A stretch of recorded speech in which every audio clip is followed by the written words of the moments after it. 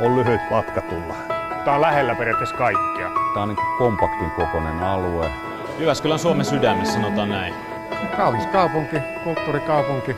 Kaikki on kävelyetäisyydellä ja Jyväskylähän on kauhean kaunis.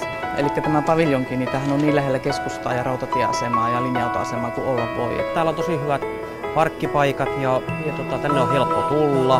No toi kävelykatu on mukava alue. Miellyttävä iltaskene ja yöelämä. Täällä on oikeastaan jokaiselle jotakin. Täällä on paljon messuja, paljon kävijöitä. On kevätmessuja ja puutarhamessuja ja rakennusta ja sähkötekniikkaa ja isompia valtakunnallisia, mutta myös paikallisia pienempiä.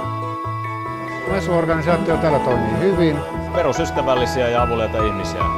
jos on jotakin kysymistä ollut, niin aina on vastauksen saanut ja ihmiset on tavoittanut.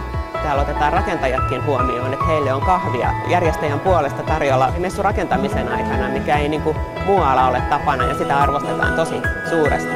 Messupaikkana erinomainen.